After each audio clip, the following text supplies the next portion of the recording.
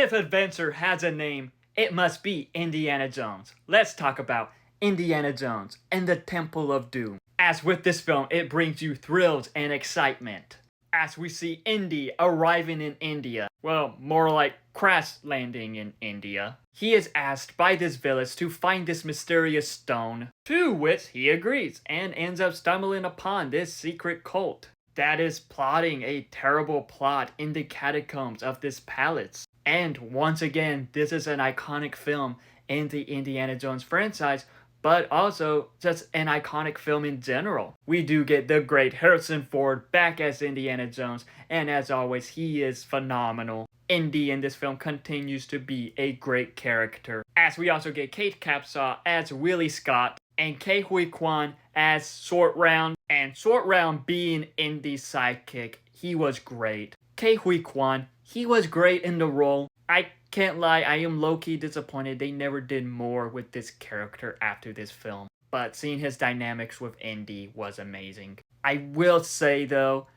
Willie Scott was kind of annoying at times. Constantly screaming, being scared of everything. Not my favorite love interest for Indy, to be honest. But I do think that Kate Capshaw did great in the role. And what's interesting about this film is that this actually takes place years before Raiders of the Lost Ark, so this is a prequel to that film. I never found that out until several years ago when I was rewatching all these films during the pandemic.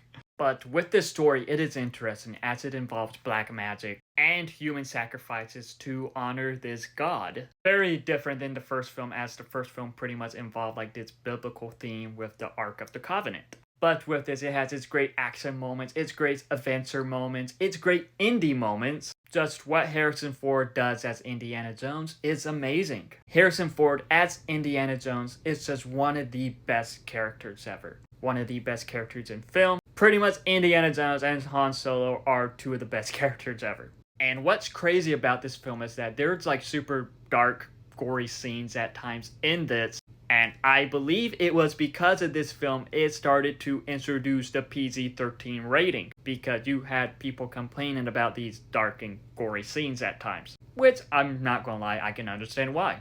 But overall, with this film, it is another great Indiana Jones adventure, as it is always great to get more of Indy, whether it's a sequel, a prequel, as it does have its iconic moments, its great character, super cool action, super cool fight scenes, and pretty much great indie moments. But have you seen Indiana Jones and the Temple of Doom? If so, what are your thoughts on it? Let me know in the comments below and follow me for more.